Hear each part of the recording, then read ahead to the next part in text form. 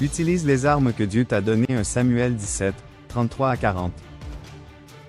Saül dit à David, « Tu ne peux pas aller te battre avec ce Philistin, car tu es un enfant, et il est un homme de guerre dès sa jeunesse. » David dit à Saül, « Ton serviteur faisait paître les brebis de son père. Et quand un lion ou un ours venait en enlever une du troupeau, je courais après lui, je le frappais, et j'arrachais la brebis de sa gueule.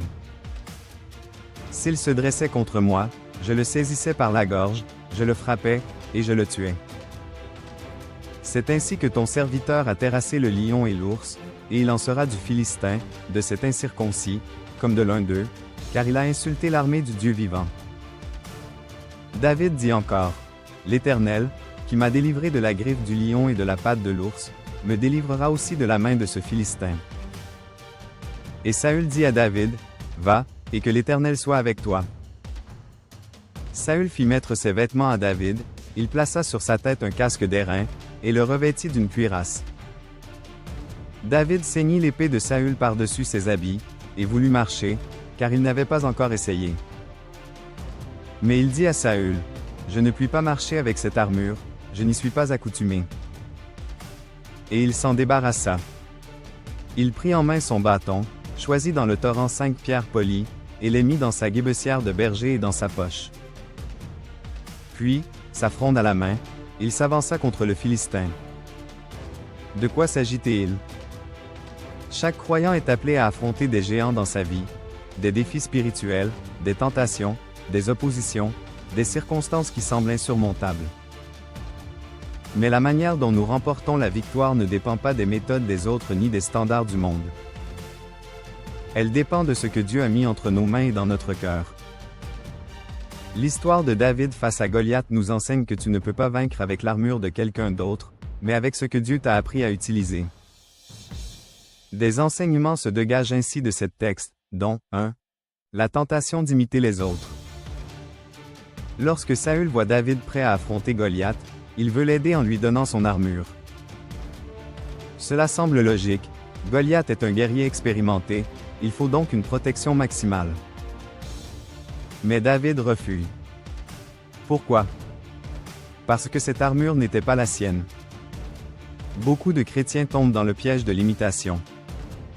Ils veulent prier comme un tel, prêcher comme un tel, servir comme un tel. Mais Dieu ne t'a pas appelé à être une copie. Ton appel est unique, tes armes sont uniques. Galates 6, 4. Que chacun examine ses propres œuvres. 2. Reconnaître ce que Dieu a mis en toi. David avait appris à se servir d'une fronde et d'un bâton en gardant les brebis. Ce qui semblait insignifiant était en réalité son outil de victoire. Dieu utilise ce que tu as déjà, ce qu'il t'a enseigné dans les petites batailles. Ne méprise pas tes expériences passées. Elles sont ton arsenal pour les combats futurs. Luc 16, 10. Celui qui est fidèle dans les petites choses. 3. La puissance n'est pas dans l'armure, mais dans l'obéissance. David n'avait ni épée ni cuirasse, mais il avait la foi et l'onction. La victoire ne vient pas des moyens humains, mais de la présence de Dieu. Ce qui compte, ce n'est pas la taille de ton arme, mais la grandeur de ton Dieu. Goliath se confiait dans son armure, David se confiait dans l'Éternel. La différence est là. La victoire appartient à ceux qui marchent dans l'obéissance et la foi. Zacharie 4, 6. Ce n'est ni par la puissance ni par la force, mais par mon esprit. 4. Prépare-toi dans les petites choses. David a choisi 5 pierres polies. Cela montre la préparation et la stratégie.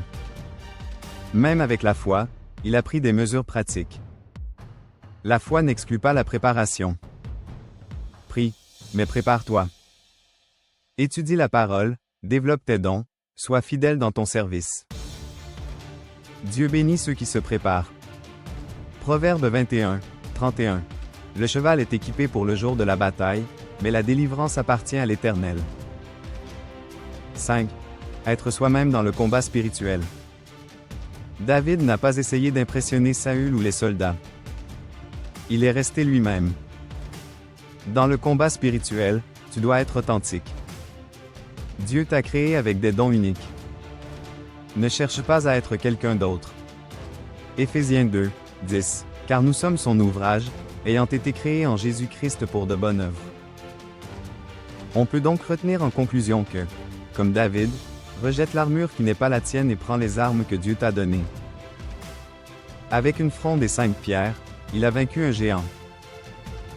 Avec la foi et l'obéissance, tu vaincras tes géants. Aujourd'hui, décide de marcher dans ton appel, avec les dons et les armes que Dieu t'a confiés.